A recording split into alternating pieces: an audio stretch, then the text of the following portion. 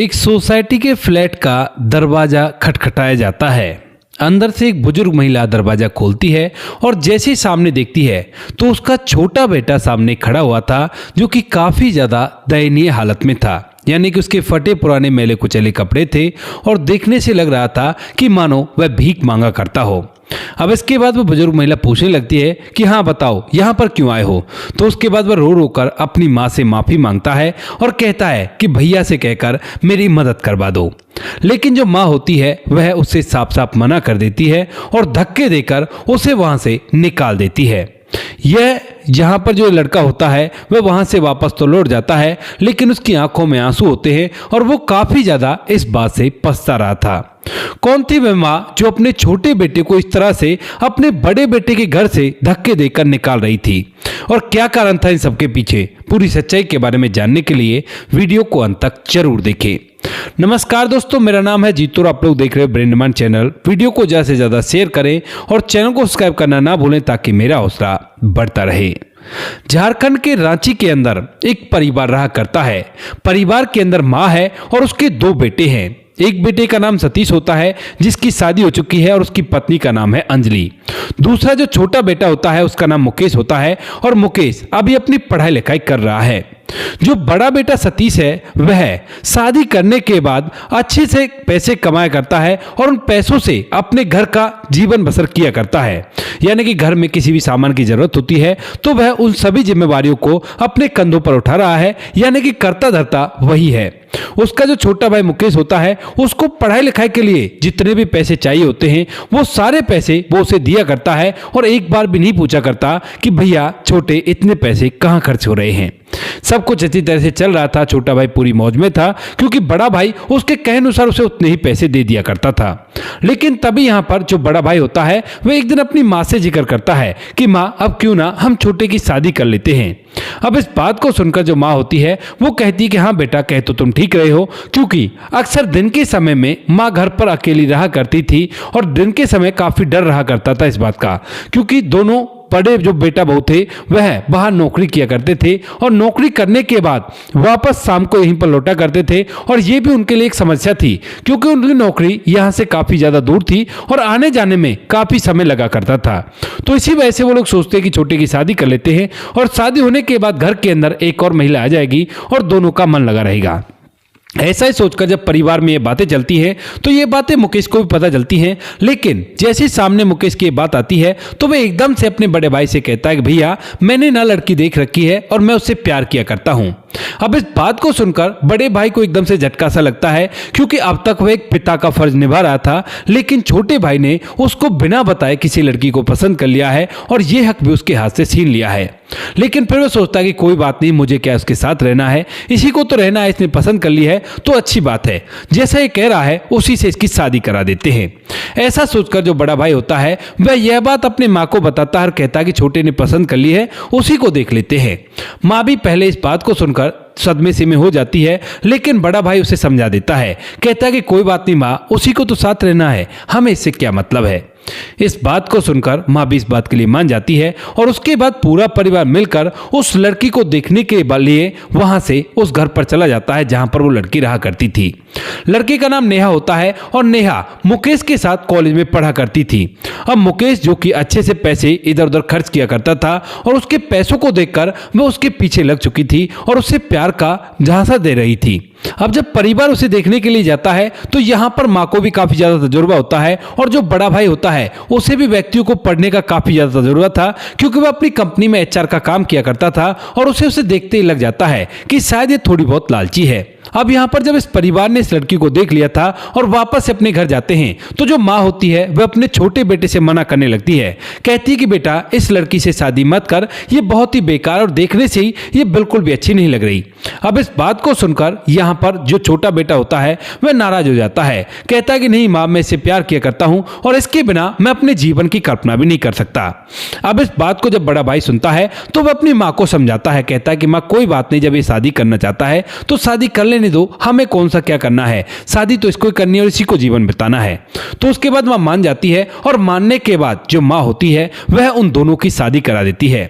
शादी होने के बाद अब दूसरी बहू घर के अंदर आ जाती है, नेहा, और उसके बाद जो बड़े बेटा और बहू होते हैं वो वहीं पर जहां पर कंपनी में रहा करते हैं वहीं पर एक फ्लैट ले लेते हैं और वहीं पर काम करने के बाद आराम कर लिया करते हैं, क्योंकि बार बार अब उन्हें आना जाना नहीं पड़ेगा। सुबह जल्दी से कंपनी पहुंच जाया करते और शाम को लेट तक भी काम कर सकते हैं। बल्कि वह अपनी माँ को यहीं पर छोड़ देते हैं कि नई नई शादी हुई है और यहाँ पर माँ रहेगी तो बड़ा ही अच्छा रहेगा। इसके बाद माँ वहां पर रहने लगती है, लेकिन धीरे धीरे जैसे छोटे बेटे की शादी को लगभग 6 महीने बीतते हैं तो तभी जो माँ होती है वो एक बात नोटिस करती है कि जब वह रात को दूध पीकर सोया करती है तो उसे ऐसी नींद आया करती है जैसी आज से पहले कभी भी नहीं आई है। ऊपर से घर के अंदर एक और लड़का रहा करता है जो कि उसकी बहू का दूर का रिश्तेदार है और उसे घर के अंदर यह कहकर रखा गया है कि घर के अंदर एक मर्द तो होना चाहिए, क्योंकि उसका पति अक्सर इधर उधर घूमने के लिए जाता रहा करता है और जब भी वह घूमने के लिए जाया करता है तो ये दूसरा लड़का है ये यहां पर आकर रहने लगता है। एक दिन की बात होती है जब शाम के समय जो माँ होती है उसे दूध का गिलास बहू दे आई थी, लेकिन उसके बाद अचानक से जो माँ होती है वह उस कमरे में पहुंच जाती है जो कमरा बहू का था और वहां पर जाकर देखती है तो जो घर के अंदर और लड़का रह रहा था वह और उसकी बहू दोनों एक कमरे के अंदर ऐसी स्थिति में थे जिसमें वह बिल्कुल भी बर्दाश्त नहीं कर पाती है। सास उसको धमकाती है, लेकिन फिलहाल वो चुपचाप इन सभी बातों को सुन लेती है और वो जो लड़का था वो रात के समय वहां से चला जाता है। लेकिन जैसे उसका छोटा बेटा आता है तो वह अपने छोटे बेटे को ये बात बताती है, लेकिन तभी यहाँ पर जो छोटा बेटा होता है वह अपनी माँ को ही गलत ठहराने लगता है। कहता है कि मुझे नेहा ने सब कुछ बता दिया है फोन करके और आपकी ही गलती है, ऐसा कुछ भी नहीं है जैसा आप कह रही हो, और उन्होंने बता दिया है कि छोटी मोटी बात मसासुमा से हो गई है और वो ऐसा ऐसा कहने के लिए कह रही थी, मैंने उसे तो यहाँ से भेज दिया है, लेकिन माँ को आप संभाल लेना। इन बातों को सुनकर जो माँ होती है वह अपने बेटे को यकीन दिलाने की काफी ज्यादा कोशिश करती है। कहती है कि बेटा मैंने अपनी आंखों से देखा है और मैंने इसी वजह से दूध का गिलास नहीं पिया था, क्योंकि दिन के समय में जब मैं किचन में गई थी तो वो लड़का और तुम्हारी पत्नी किचन के अंदर थे और उसी समय जब मैंने उस लड़के की कमीज पर तेरी पत्नी के हाथों के निशान देखे थे, क्योंकि तुम्हारी पत्नी उस टाइम पर आटा गूंद रही थी, और उसी समय जब मैं किचन में जाती हूँ तो उस लड़के की कमीज पर तुम्हारी पत्नी के हाथों के निशान होते हैं। तो इसी वजह से मैंने शाम को दूध नहीं पिया, क्योंकि दूध के अंदर ये मुझे शायद नींद की गोली दे दिया करती थी। इसी वजह से जब मैंने आकर देखा तो ये सब कुछ मुझे मिला, और तू अपनी पत्नी का विश्वास मत कर। लेकिन जो छोटा बेटा होता है वह अपनी माँ को चुप कराने लगता है, और जब माँ चुप होने का नाम नहीं लेती तो उसे बुरी तरह से धमका देता है। माँ इस बात को सुनकर अपनी आंखों में आंसू ले आती है, क्योंकि सब कुछ उसके सामने शीशे की तरह साफ था, लेकिन उसके बाद भी उसका बेटा मान नहीं रहा था। तो इसी वजह से वह अपने कमरे में जाती है और अपने बड़े बेटे को फोन करके यहाँ पर बुला लेती है। बड़ा बेटा भी यहाँ पर आ जाता है, बड़ी बहू भी यहाँ पर आ जाती है, और उसके बाद वह अपने बड़े बेटे के सामने ये सारी बातें रख देती है। लेकिन जब बड़ा भाई अपने छोटे भाई को समझाने की कोशिश करता है तो वह बिल्कुल भी नहीं समझता है।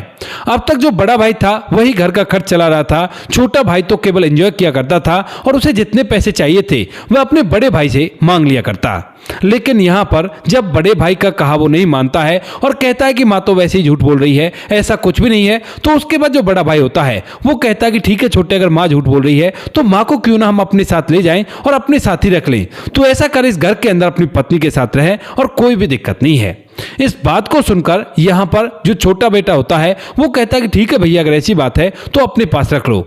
इसके बाद जो बड़ा भाई होता है वह अपनी माँ को अपने साथ अपने घर ले जाता है और वहीं पर उसी फ्लैट के अंदर रहने लगता है। माँ जो होती है अपने बड़े बेटे से कहती है कि बेटा ये गलत हो रहा है, और बेटा मान नहीं रहा है, वो बहुत ही गलत कर रहा है, क्योंकि काफी ज्यादा वह उसे समझा चुकी थी, लेकिन किसी भी बात का वह विश्वास नहीं कर रहा था। तो बड़ा बेटा कहता है कि कोई बात नहीं माँ, अगर उसे वो सही लगती है तो उसके साथ रहने दो, हमें कौन सा क्या करना है।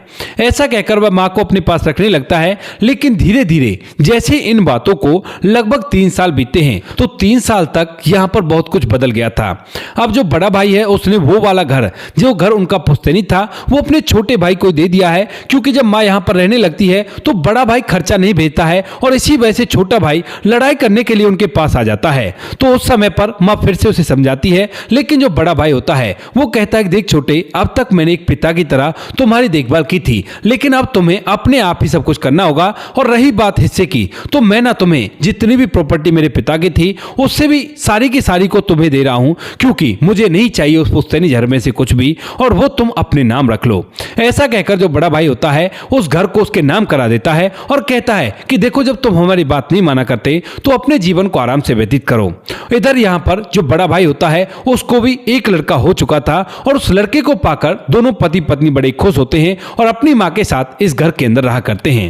लेकिन जैसे 3 साल कंप्लीट होते हैं उसको अपने छोटे भाई से अलग हुए, तो उसी दौरान एक दिन जब माँ घर के अंदर अपने पोते को खिला रही थी तो उसी दौरान दरवाजे की घंटी बजती है उस फ्लैट की जिस फ्लैट के अंदर वो रहा करते हैं। और जैसे ही माँ दरवाजा खोलती है तो सामने उसका छोटा बेटा खड़ा हुआ था जिसने फटे पुराने मैले कुचले कपड़े पहन रखे हैं और देखने से वह एकदम से भिखारी लग रहा है।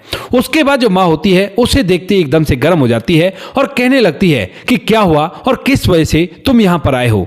तो उसके बाद जो छोटा बेटा होता है वह अपनी माँ के पैर पकड़ लेता है, रो रो कर उससे माफी मांगने लगता है। कहता है कि माँ, मैं बहुत गलत था, मेरे साथ गलत हो गया है, लेकिन अब मुझे माफ कर दो और मुझे ना आप लोग अपने पास रख लो क्योंकि वहां पर अब मैं नहीं रह सकता। इस बात को सुनकर माँ को हैरानी भी होती है और अपने छोटे बेटे पर गुस्सा भी आता है, लेकिन पहले वो पूछना चाहती है कि आखिर ऐसा क्या हुआ जो वह ऐसा कह रहा था। तो इसी वजह से पूछने लगती है कि क्यों, अब हमारे पास रहकर तू क्या करेगा। तो यहाँ पर जो छोटा बेटा है वो बताता है कि माँ, जब बड़े भाई ने खर्चा भेजना बंद कर दिया था तो उसके बाद हम उस घर के अंदर रहा करते थे। मैं इधर उधर अपने लिए नौकरी भी ढूंढता हूँ और ढूंढने से मुझे एक नौकरी मिल भी जाती है जिसमें मुझे 12,000 तनख्वाह मिलती है। लेकिन जो मेरी पत्नी होती है, जब मैं तुमसे अलग हो जाता हूं तो उसके बाद बहुत ही ज्यादा ऐसा खर्चा करने लगती है जिस खर्चे का कोई मतलब नहीं हुआ करता है और उस खर्चे की वजह से मेरी जितनी भी सैलरी होती है वो सारी के सारी उसके शौक को पुगाने में लग जाती है। लेकिन चूंकि मैं उससे प्यार किया करता था, अंधा विश्वास करता था, तो इसी वजह से मैं उससे कुछ नहीं कहता हूं और धीरे धीरे कुछ समय बीतता है। कुछ समय बाद जब उसके शौक को पूरा करने के चक्कर में मेरे कुछ पैसे इधर उधर से कर्ज ले लिए थे, तो कर्ज को पटाने के लिए मैं उस घर पर लोन भी ले लेता हूं जिस घर को आप मेरे लिए छोड़ कर आए थे। लेकिन अब मेरी पत्नी के शौक कुछ ज्यादा ही बढ़ जाते हैं और उन शौकों के बढ़ने के चलते उस घर से भी मैं हाथ धो बैठता हूं। अब जैसे मैं उस घर से हाथ धो बैठता हूं और उसके बाद मेरे पास कुछ भी नहीं बचता, उस नौकरी से ना तो उस लोन की किस्त चुक पाती है और ना ही मेरा किराए के घर में रहने का जो काम है वो चल पाता है। तो इसी वजह से मेरी जो पत्नी नेहा होती है, जब वह देखती है कि ये मेरा पूर्ति नहीं पार सकता तो मुझे धोखा देकर वहां से चली जाती है और जाते जाते वो मुझे पूरी सच्चाई बताकर गई थी। कहा था कि तुम्हारी माँ ठीक कह रही है, जो लड़का यहाँ पर आया करता है मैं उसी से प्यार किया करती हूँ और उसी के साथ अपने जीवन को व्यतीत करूंगी और जाओ तुम कुछ भी करो, मुझे इससे कोई भी मतलब नहीं है। ऐसा कहकर वो मुझे छोड़कर चली जाती है और उसके बाद मैं अकेला उस कमरे में रह जाता हूँ जिस किराए के कमरे में हम दोनों रह रहे थे। मैं अकेला पड़ा पड़ा काफी ज्यादा सोचता हूँ, लेकिन उसके बाद मेरा कुछ भी मन नहीं करता है और ऐसा लगता है कि मारो मेरा पूरा जहां मुझसे रूठ गया हो। ऐसा सोचकर मैं अब शराब पीने लगता हूं और शराब पी पी कर जो कुछ भी थोड़ा बहुत मेरे पास बचा हुआ था, यानी कि घर का जो कुछ भी सामान था, वो सारा सामान बेच देता हूं और बेचने के बाद अब मैं इसी तरह से सड़कों पर भटका करता हूं और भटकते भटकते अचानक से मुझे बड़े भाई की याद आती है और इसी वजह से मैं मदद मांगने के लिए आ गया। लेकिन यहां पर जो माँ होती है वह जब इस पूरी बात को सुन लेती है तो कहती है कि बेटा, जो तूने किया है वही तेरे साथ हुआ है। तुमने अपने बड़े भाई के बलिदानों को बिल्कुल भी नहीं समझा, पहले जिद की और जिद करने के बाद उससे शादी कर ली। उसके बाद हम लोग सोच रहे थे कि सब कुछ ठीक होगा, लेकिन जब मैंने तुम्हें बताया कि ऐसे ऐसी दिक्कत हो रही है तो उसके बाद भी तुमने उसी पर विश्वास किया। हम लोग तो समझ रहे थे कि हम लोग इसकी पूर्ति पाते हैं तो हो सकता है ये हमारी बात मान लेगा, लेकिन तुमने तो बिल्कुल भी ये बात नहीं सोची कि ऐसा नहीं होना चाहिए। अब तुमने जो किया है उसको भुगतो और चले जाओ यहाँ से। मेरे बड़े बेटे के पास अब कुछ भी नहीं है लौटाने के लिए और वह तो अपने जीवन को आराम से व्यतीत कर रहा है, देख उसको तो बेटा भी हो चुका है, निकल जाओ यहाँ से। ऐसा कहकर वह उससे निकलने के लिए कह देती है और जो छोटा बेटा होता है वह अपनी आंखों में आंसू लेकर वहां से चला जाता है।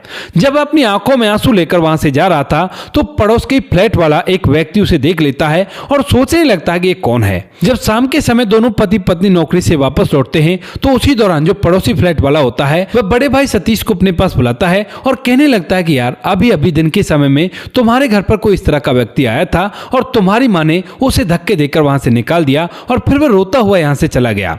वह कौन था यार, मुझे भी बता दे। अब इस बात को सुनकर यहाँ पर जो बड़ा भाई होता है वह भी हैरान हो जाता है, क्योंकि ऐसे किसी व्यक्ति के बारे में जैसा वो बता रहा है तो उसने सुना ही नहीं है कि कोई ऐसा व्यक्ति भी आ सकता है। तो वो कहता है कि माँ से पूछता हूँ, माँ से पूछकर बताऊंगा। और इसीलिए जब वह घर जाता है तो घर जाने के बाद अपनी माँ से बात करने लगता है। कहता है कि माँ, दिन के समय में कौन आया था? पड़ोस वाला वह व्यक्ति बता रहा था कि कोई ऐसा व्यक्ति आया था। तो जो माँ होती है वो पहले तो बात को इधर उधर करने की कोशिश करती है, कहती है कि कोई भी नहीं, मेरे फ्लैट पर तो नहीं आया, किसी और फ्लैट पर आया होगा। लेकिन तभी यहाँ पर वह बताता है कि वह व्यक्ति बता रहा था कि तेरी माँ उससे बात कर रही थी, कौन था वह? तो उसके बाद जो माँ होती है मजबूरन उसे सारी हकीकत बतानी पड़ती है। कहती है कि बेटा कोई नहीं, वही तेरा छोटा भाई था जिसके लिए तूने सब कुछ किया, लेकिन उसने एक पल भी नहीं सोचा कि भाई का हक भी नहीं मानना चाहिए और साथ में भाई का कहा भी मानना चाहिए। वह इसी तरह से उसकी पत्नी ने उसे धोखा दे दिया है और उसके बाद वह इधर उधर भटका करता है। मदद मांगने के लिए आया था, लेकिन मैंने उसे धमकाकर यहाँ से भेज दिया। बड़ा भाई अपनी माँ से कहता है कि माँ, तुमने ऐसा क्यों किया? तो वो कहती है कि बेटा वो इसी लायक था और उसके साथ ऐसा ही होना चाहिए। यह बात सुनकर जो बड़ा भाई होता है वह मन ही मन कुछ बातें सोचता है और कहता है कि ठीक है माँ, अगर ऐसी बात है तो जैसा तुम कहोगे वैसा ही होगा, क्योंकि बड़ा बेटा काफी ज्यादा आज्ञाकारी था और उसने जिम्मेदारियों को अपने कंधों पर उठा रखा था, तो इसी वजह से वह अपनी माँ का कहा माना करता था। इसके बाद फिलहाल तो वो सो जाते हैं, लेकिन दूसरे दिन सुबह सुबह जब वो लोग कंपनी के लिए निकलते हैं तो यहाँ पर जो बड़ा भाई होता है वह अपनी पत्नी से कहता है कि ठीक है मैं जा रहा हूँ। और उसके बाद जो पत्नी होती है वो मुस्कुराते हुए उससे कहती है कि ठीक है, आराम से जाना और सब कुछ ठीक कर देना। ऐसा कहकर यहाँ पर जो बड़ा बेटा होता है वह वहां से सीधा अपने छोटे भाई को ढूंढने के लिए इधर उधर उन जगहों पर जाने लगता है और ढूंढते ढूंढते वह उस कमरे तक भी पहुंच जाता है जिसके अंदर वो रहा करता है भिखारियों की सी हालत में। वहां पर जाने के बाद जैसे ही छोटा भाई अपने बड़े भाई को देखता है तो एकदम से आंखों में आंसू ले आता है और रो रो कर उससे माफी मांगने लगता है। कहता है कि भाई मुझे माफ कर दे, मुझसे बहुत बड़ी गलती हो गई और मैंने गलत किया, जो भी किया था। इसके बाद जो बड़ा भाई होता है वो उसे सहारा देता है, कहता है कि कोई बात नहीं छोटे, मुझे सब कुछ पता है, लेकिन तू ये बता कि तुमने अपने क्या हाल बना रखा है। कोई बात नहीं, उसने तुम्हारे साथ गलत किया है तो इसकी सजा तुम खुद को क्यों दे रहे हो? हम तो तुम्हारे अपने हैं और अपने कभी भी किसी बात को लेकर नाराज नहीं हुआ करते। कोई बात नहीं, अपने जीवन को अच्छी तरह से जियो ताकि जिंदगी में कभी भी तुम्हारा उससे सामना हो तो वो खुद पछताए इस चीज को लेकर कि तुम्हें छोड़कर उसने गलती कर दी है। इस बात को सुनकर यहाँ पर जो छोटा भाई होता है मुकेश, उसमें जोश भरता है और वो कहता है कि ठीक है भाई करूंगा, लेकिन मुझे करना क्या होगा? तो जो बड़ा भाई होता है उसे अपनी कंपनी में नौकरी दिलाता है और कहता है कि जब तुम नौकरी लगने के बाद तुम्हारे पास पैसा आए तो अच्छे से तैयार होकर अपनी माँ के पास आना और माँ से भी माफी मांगना और वहां पर वो तुम्हें उस टाइम पर माफ कर देंगे। इस बात को सुनकर छोटा भाई ऐसा ही करता है। कुछ दिन कंपनी में नौकरी करने के बाद जब उसे सैलरी मिलती है तो अच्छे से तैयार होता है और तैयार होने के बाद दोबारा से माँ के पास जाता है। कहता है कि माँ गलती तो मुझसे हुई है, लेकिन मैंने अब अपना जीवन सुधार लिया है और यही बात आपको बताने के लिए आया था, क्योंकि आपको इस बात से काफी ज्यादा परेशानी हो रही होगी कि आपका बेटा इस तरह से भिखारियों की तरह घूम रहा है। माँ जब इस बात को देखती है कि उसने उन सभी चीजों से बाहर निकलने का ठान लिया है और वह निकल चुका है, तो उसके बाद वह भी उसे माफ कर देती है। और उसके बाद जो छोटा बेटा होता है मुकेश, वह कहता है कि ठीक है माँ, अब मैं चलता हूँ। लेकिन जो माँ होती है वो कहती है कि अगर तू सुधर चुका है और तूने अपनी पत्नी को भी छोड़ दिया है तो उसके बाद तू कहीं भी मत जा, यहीं पर हमारे साथ रह ले, क्योंकि उस घर को तो तुमने बेच दिया है और इस घर के अंदर आराम से तुम्हारा भी समय व्यतीत हो जाएगा। ऐसा कहकर वह अपने बड़े बेटे को आवाज लगाती है और बड़ा बेटा जैसे वहां पर आता है तो सब कुछ उसका किया धरा था और उसे सारी बात पता थी। वह कहता है कि हाँ माँ बताओ क्या हुआ? तो वो कहने लगती है कि बेटा आज से तुम्हारा छोटा भाई भी तुम्हारे साथ रहेगा। लेकिन जो बड़ा बेटा होता है वो कहने लगता है कि क्यों माँ, ये क्यों रहेगा इस घर के अंदर? ये कोई मेरी पुश्तैनी जमीन थोड़ी ना है, ये तो किराए का फ्लैट है और किराए में हम रहा करते हैं। तो जो माँ होती है वो कहती है कि तो क्या हुआ बेटा, ये भी तो तेरा अपना ही है, इससे गलती हो गई और उस गलती की माफी ये मुझसे मांग चुका है और तुमसे भी माफी मांग लेगा। ऐसा कहकर वह अपने छोटे बेटे से माफी मांगने के लिए कहती है, लेकिन तभी जो बड़ा बेटा होता है वह एकदम से उसे पकड़ लेता है और कहता है कि ठीक है माँ, जब आपने माफ कर दिया तो मैं भी इसे माफ करता हूं और ये मेरे घर के अंदर रह लेगा। उस दिन के बाद से आज तक भी वो सभी लोग उसी फ्लैट के अंदर रहा करते हैं। छोटे भाई से बार बार बड़ा भाई शादी के लिए कहता है, लेकिन वो मना कर देता है। कहता है कि नहीं भैया, अब मैं शादी नहीं करूंगा, क्योंकि शादी से मेरा विश्वास ही उठ चुका है। इस बात से माँ परेशान तो होती है, लेकिन सोचती है कि कोई बात नहीं, बड़ा बेटा तो है, उसके बच्चे तो हैं, इन्हीं को ये भी पाल लेगा, कोई भी दिक्कत नहीं है। वो लोग आज तक भी खुशियों से अपना जीवन व्यतीत कर रहे हैं। तो दोस्तों ये थी आज की कहानी। आपको जैसी भी लगी हो कमेंट सेक्शन में बता देना। वीडियो अगर अच्छी लगी तो वीडियो को लाइक और चैनल को सब्सक्राइब जरूर करें, ताकि हमें थोड़ा सा हौसला मिल सके आप लोगों के लिए ऐसी अच्छी अच्छी वीडियो बनाने के लिए। इन कहानियों को सुनाने का उद्देश्य किसी को परेशान करना बिल्कुल भी नहीं है। ये कहानी आपको इसलिए सुनाई जाती है ताकि आप लोग इन कहानियों में से कुछ ना कुछ सीख सको और अपने जीवन में उस चीज को अप्लाई कर सको। मिलते हैं किसी नेक्स्ट वीडियो नए टॉपिक के साथ। तब तक के लिए जय हिंद, जय भारत, जय हिंदुस्तान।